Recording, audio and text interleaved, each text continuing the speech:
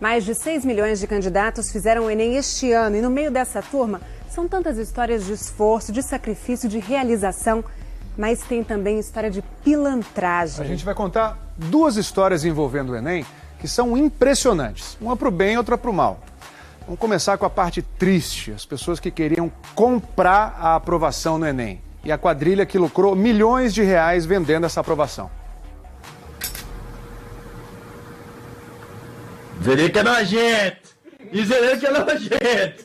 Como é que é acendida, pai? Ei! Como é que é? Dá um replay!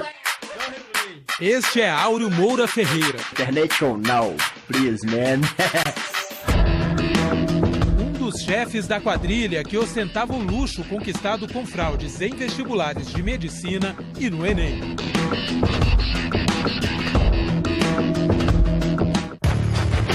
Carros importados, mansões, muito dinheiro. Um esquema milionário desarticulado nesta semana.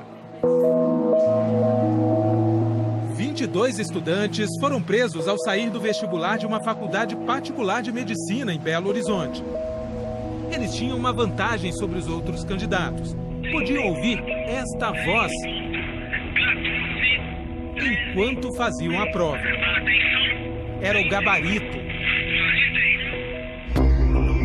Eles usavam este aparelho no ouvido, um microponto eletrônico fornecido pela quadrilha.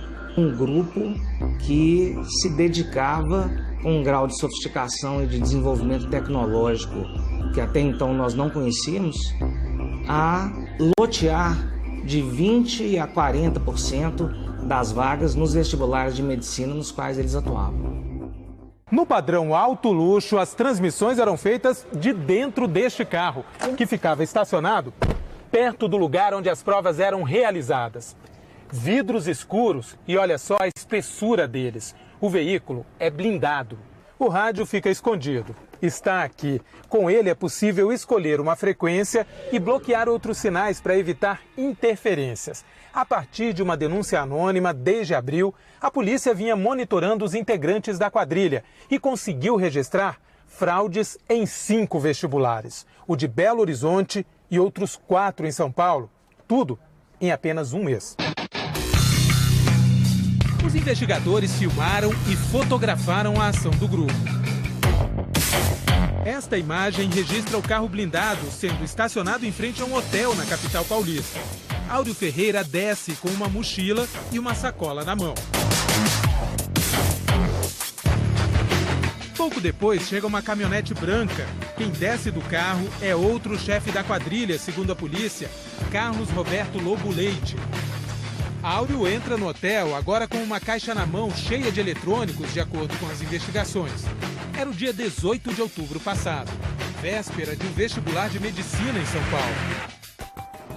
No hotel estavam os chamados pilotos, estudantes universitários contratados para resolver as questões das provas rapidamente e sair para repassar o gabarito aos candidatos que pagavam a quadrilha. De acordo com a investigação, Áureo Ferreira e Carlos Lobo cobravam até R$100 mil pelos gabaritos de vestibulares de medicina. A quadrilha tinha um manual entregue aos candidatos que pagavam pela fraude.